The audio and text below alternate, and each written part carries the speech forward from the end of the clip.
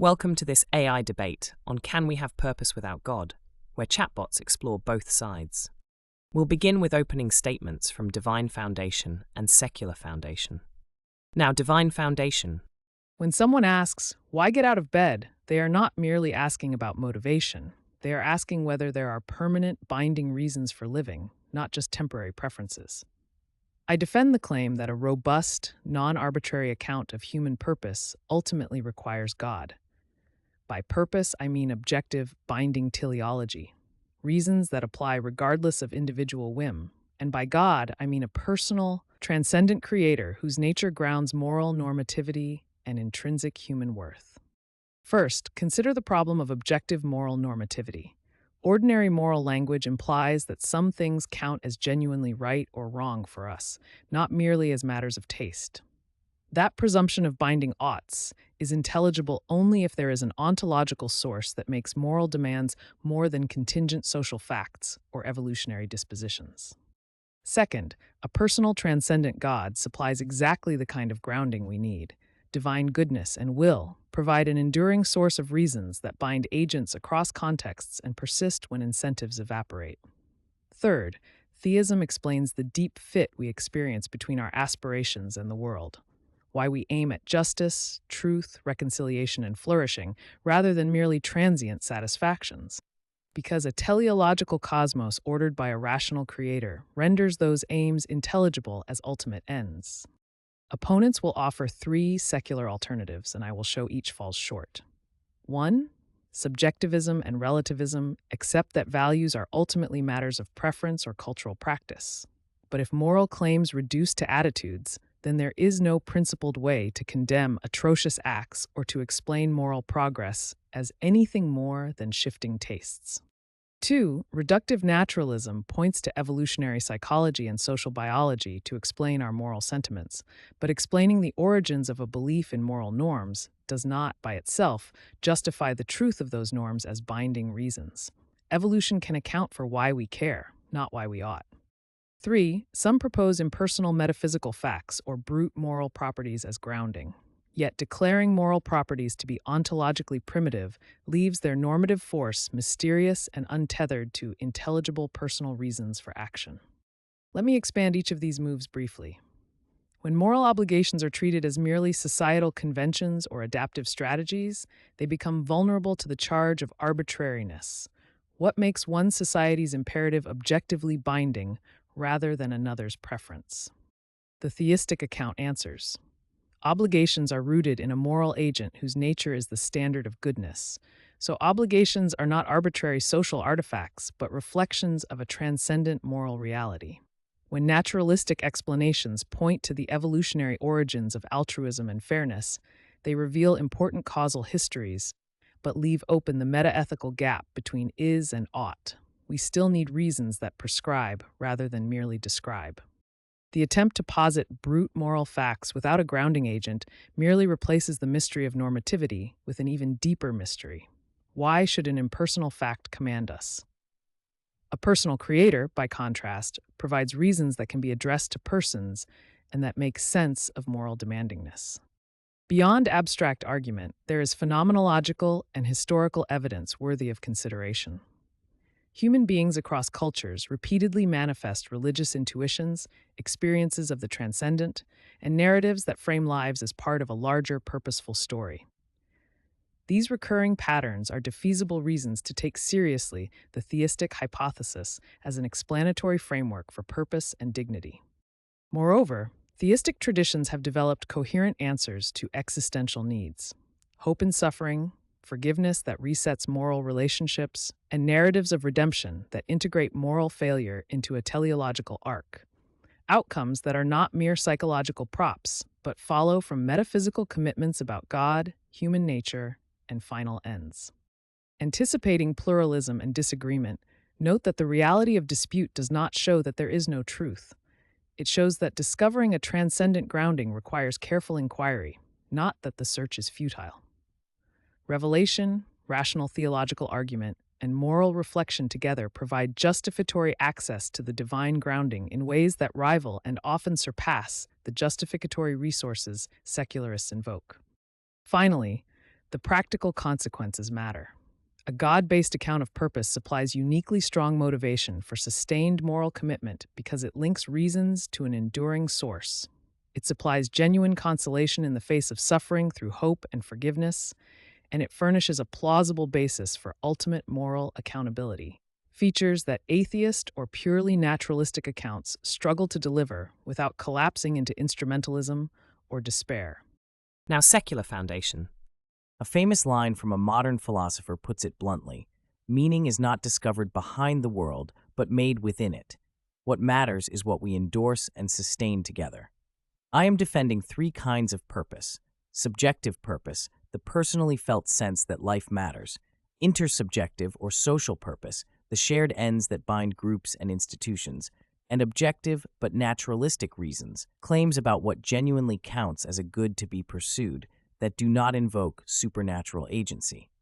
My central claim is simple and firm. Genuine purpose can be grounded without belief in God, and those secular grounds provide stable, motivating reasons for action that are empirically effective, philosophically defensible, and socially robust. To begin with, subjective purpose. People construct meaning through projects, commitments, creative work, and the pursuit of truth or excellence, and those engagements reliably sustain motivation and flourishing across diverse lives, a pattern that empirical research documents for the presence of meaning and psychological well-being. Second, on intersubjective purpose. Communities, rituals, associations, and civic institutions create shared ends and public goods that make collective life intelligible and morally salient. And social science has long shown that strong social bonds and organized civic life correlate with higher life satisfaction and communal cooperation. Third, for objective but naturalistic reasons, we can anchor moral ends in facts about human capabilities, flourishing, and the conditions that allow persons to lead valuable lives. And this capability approach gives a principled, normative vocabulary for public ethics without invoking supernatural guarantees. Philosophically, constructivist and realism-minded accounts both show how normativity need not be arbitrary. Practical reason and intersubjective justification supply reasons that bind agents to ends they can intelligibly endorse, and there are well-developed treatments of normativity that do not presuppose a deity. Consider how this works in practice. When a scientist dedicates decades to curing disease, when a parent sacrifices to raise a child who later thrives, when a community organizes to provide shelter after a disaster. Each of these sources of purpose issues in reasons for action that people reflectively endorse, sustain over time, and judge meaningful even when no divine command is invoked.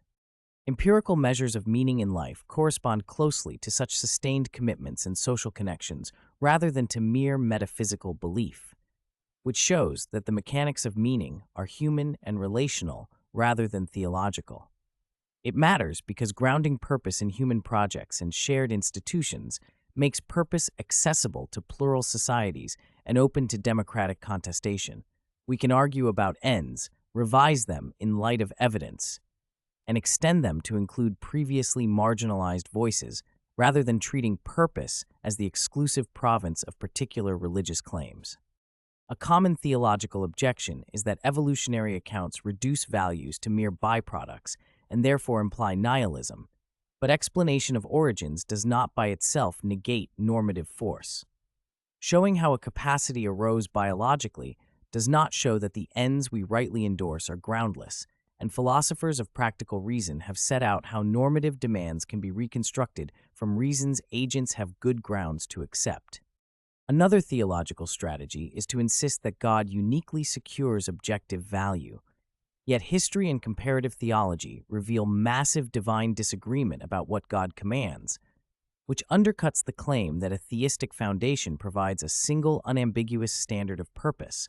In contrast, secular grounding invites deliberation and corrigibility rather than relying on contested revelations. The secular alternative has practical advantages. It is more parsimonious in its assumptions, it is testable against human experience and policy outcomes, and it supports inclusive institutions that can generate common purposes across belief systems. Above all, secular purpose is not thinner or shallow. A life devoted to art, to friendship, to justice, or to knowledge can possess profound gravity and durable meaning, because these ends hook into what people collectively value and sustain through practices and institutions that reward coherence, excellence, and care. My challenge to the theistic position is straightforward. Show that belief in God is necessary for genuine purpose, rather than being one available source among others.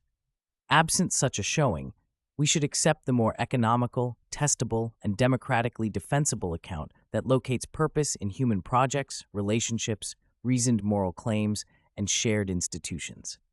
Purpose need not be metaphysically outsourced.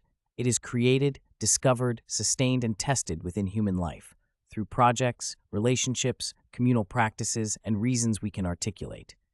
And grounding purpose in the human world preserves its depth while giving us democratic, testable tools to defend and expand what matters. Now, let's hear the first rebuttals from Divine Foundation and Secular Foundation. Now, Divine Foundation. I agree with my opponent on the obvious. Projects, friendships, civic institutions, and creative commitments supply powerful, proximate reasons to live. Those human-scale goods motivate, bind communities together, and often produce flourishing. But the debate isn't whether these things matter in the short run, it's whether they can bear the metaphysical weight of ultimate, non-arbitrary, permanently binding purpose.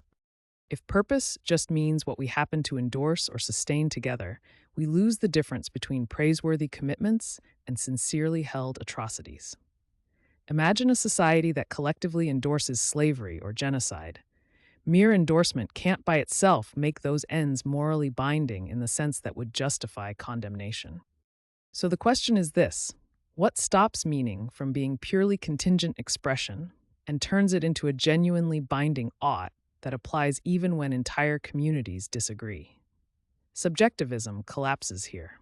Saying that meaning is whatever we choose makes moral protest unintelligible. Reformers would merely be agents with different tastes rather than voices appealing to a standard that transcends current conventions. The same problem haunts social grounding. Institutions are fragile and historically contingent. Customs change, regimes fall, majorities shift.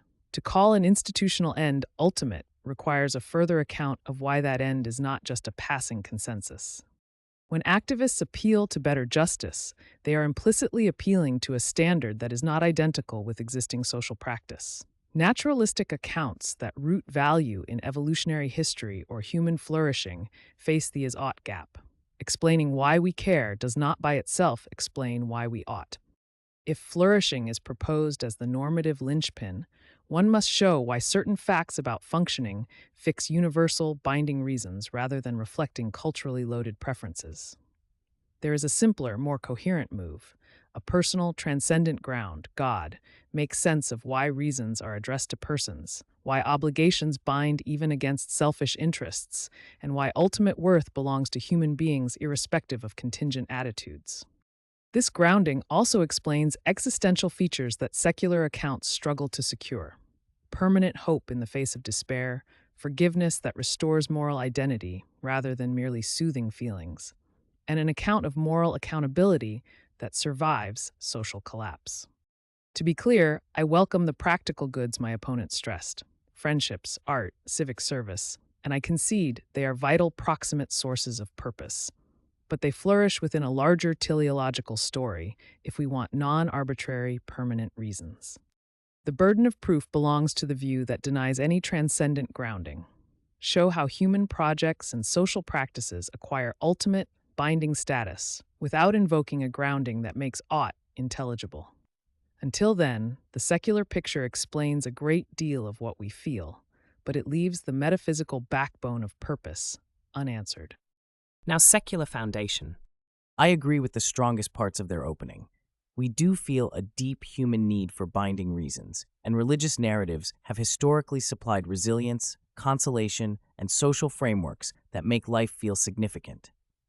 Those are real goods, and anyone who overlooks them misunderstands why religion matters to people.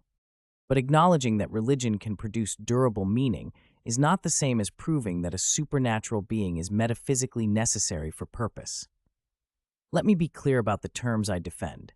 I mean 3 kinds of purpose: the subjective sense that one's life matters, the intersubjective or social purposes we share with others, and objective but naturalistic reasons, claims about what genuinely counts as a good based on facts about human flourishing in the world. My burden is only to show these are attainable without invoking God, and I will meet it. First, theists insist that only a personal, transcendent creator can provide non-arbitrary binding reasons. But that claim assumes what it needs to prove, that metaphysical grounding must be supernatural to be durable. In fact, reasons can be grounded in intelligible, public facts about human needs, capacities, and relationships, the things that make flourishing possible, together with the practices and institutions we adopt to realize those goods. That grounding supplies normativity that agents can recognize, debate, and revise. It is not mere whim. Second, the familiar is-ought challenge, that evolutionary explanations of moral psychology undercut normativity, confuses causal origin with normative justification. Explaining why we care does not automatically negate that some ways of living genuinely promote human and social flourishing, nor does it remove our capacity to reflect and endorse values for reasons. Third, divine grounding faces its own arbitrariness problem. If commands are binding because God wills them, either God's nature must be independently evaluable, in which case non-theistic standards are already in play, or the commands become arbitrary.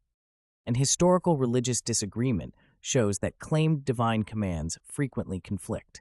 A transcendent grounding that yields incompatible obligations across cultures fails to deliver the unified public standard its defenders promise. Finally, consider practical virtues of secular grounding. It is parsimonious, open to testing against well-being, corrigible through democratic deliberation, and pluralism-friendly. It allows people with different metaphysical beliefs to cohere around common ends. If theists want to show necessity rather than possibility, they must explain how a putative divine ground uniquely secures normativity in the face of disagreement, and how unbelievers would thereby lack genuine obligations. Until they do that, the safer, more evidence-responsive view is that deep binding purpose is something human beings make and discover together, robust, real, and fully attainable without God. Moving on to the second rebuttals. Now, divine foundation. I agree with my opponent on what matters at the human scale. Friendships, projects, civic duties, and shared institutions are powerful and real sources of proximate meaning. Those goods motivate us and bind communities together, and I celebrate them. But the heart of this debate is not whether human-scale goods exist. It is whether those goods can shoulder the metaphysical claim that some reasons are permanently binding, non-arbitrary, and ultimately authoritative. When someone asks, "Why get out of bed?" they are not merely looking for encouragement. They are asking whether there are reasons that remain true even when everyone disagrees or when inclination fades. If meaning is only what we endorse together, show me what stops a majority from endorsing atrocity and calling it binding. A sincere, society-wide commitment to slavery or genocide would still be a collective endorsement if we accept social grounding alone. Would protesters against such a society be nothing more than people with different tastes? That absurd consequence exposes the emptiness of endorsement as the source of bindingness. My opponent tries to avoid this by appealing to facts about human needs and flourishing. But facts about what makes life go well, health, community, creativity, are descriptive. They explain why we care. They do not, by themselves, convert caring into categorical reasons that command us regardless of desire. The move from is to ought remains unbridged unless we posit a standard that transcends mere contingent functioning. Another strategy is to treat moral facts as brute, impersonal primitives. But if moral demands are impersonal brute facts, why should they address persons in the way that duties and obligations do? Why should a person be answerable to an impersonal fact? A personal, transcendent ground explains this naturally. When the source of normativity is a being for whom persons matter intrinsically, reasons are both metaphysically grounded and personally demanding. That same theistic frame also explains the existential features secular accounts struggle to handle coherently. Durable hope when suffering seems meaningless. Genuine forgiveness that restores moral identity rather than mere therapeutic relief. and accountability that outlasts political collapse. My opponent objects that divine commands could be arbitrary and that disagreement undermines revelation. But pluralism does not automatically refute grounding. It calls for careful epistemology about who has warranted access to ultimate standards. The burden of proof sits with the view that denies any transcendent ontological basis for permanent reasons. Show how contingent projects and social practices, however noble, become metaphysically binding without appeal to anything beyond them. In my closing, I will develop why a theistic account passes that burden, how it secures non-arbitrariness, and why its practical fruits, sustained courage, restored persons, and intelligible moral protest, are not mere comforts, but consequences of a reality in which reasons ultimately have a grounding. Now, secular foundation. I accept the strongest move they made. People do crave binding reasons, and religious frameworks have often supplied durable consolation, accountability, and a felt sense that life matters. Those are important facts about human psychology and history, and I don't diminish them. But recognizing those goods doesn't show that a transcendent deity is metaphysically required to provide them. Let's keep our aim modest and clear. I am defending three edible senses of purpose: the subjective sense that life matters, the intersubjective or social purposes we create together, and an objective but naturalistic form of binding reason grounded in facts about flourishing. My burden is to show these are intelligible and robust without invoking God. They can be. First, the claim that evolutionary origins or cultural contingency undercut normativity mistakes causal history for normative invalidation. Explaining why we have certain motives does not by itself answer whether some ways of living better realize human capacities and promote mutual flourishing. Courage, love, truth-seeking, and justice can be justified by appeal to the roles they play in enabling human beings to flourish together. That gives us reasons that are public, intelligible, and open to argument rather than mere whim. Second, social and institutional practices are not mere ephemeral preferences. They become binding through collective endorsement, ongoing justification, and reciprocal expectations. Marriage vows, scientific standards, legal obligations. These acquire normative force because they are embedded in networks of reasons, sanctions, and practices that aim at concrete goods. That is exactly why reformers can appeal to better standards. They are participating in the same reason-giving space rather than inventing values ex nihilo. Third, the alleged advantage of divine grounding, that only a god can make obligations non-arbitrary, dissolves on inspection. If divine commands are binding because of divine will, they risk arbitrariness unless God's nature supplies independent normative constraints. But if that nature is independently evaluable, then non-theistic criteria are already on the table. Moreover, competing theological claims across cultures produce conflicting divine obligations. That pluralism shows the theistic move doesn't automatically deliver a single public standard. Practically, a secular account has key advantages. It is parsimonious, corrigible through reasoned debate, and inclusive of plural convictions while still delivering strong public reasons for action.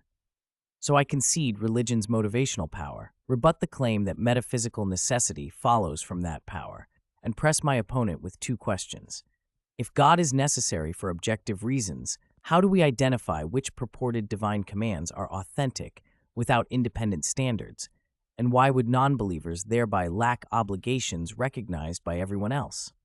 In my closing, I will show how naturalistic, intersubjective, and reason-grounded accounts together supply the durable, non-arbitrary purpose we need, not as a consolation prize, but as a full answer to the human demand for a life that truly matters. Finally, the closing statements from both sides. Now, divine foundation. When I say purpose, I mean objective, binding teleology, reasons that hold regardless of whim. When I say God, I mean a personal, transcendent creator whose nature can ground moral normativity and intrinsic worth. We agreed that friendships, projects, and civic commitments provide powerful, proximate reasons. My point is that those goods need a why that is permanent, not merely contingent. Think of law presupposing a legislator.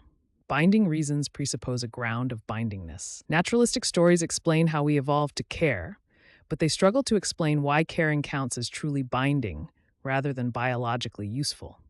Subjectivism makes meaning private. Relativism makes it negotiable. Neither secures ultimate worth. A theistic account supplies ontological grounding, explains our deep aspirations for forgiveness and hope, and makes moral accountability intelligible. If you deny transcendent grounding, the burden is on you to show where permanent, non-arbitrary reasons come from. Without that, our reasons become drifting preferences. With it, life has an anchor. Which life would you choose? Now, secular foundation. When I say purpose, I mean three things: the personal sense that life matters, the shared social ends that bind us, and objective but naturalistic reasons grounded in facts about human flourishing. We've seen that intimacy, projects, creativity, and civic commitments reliably produce the first two, and that reasoned accounts of well-being and coherent values can supply the third. Evolutionary origins of our concerns do not dissolve them. Knowing how something arose is not the same as denying its reality. My opponent rightly reminds us that people crave binding reasons. I agree, but they have not shown that a deity is the only possible source of bindingness. Secular grounding wins on parsimony, democratic pluralism, testability, and the capacity to create meaning across diverse lives. I concede religion's historical power to sustain communities, but that proves it is sufficient, not necessary. Purpose is something we build together, rationally and compassionately. That is not lesser, it is ours.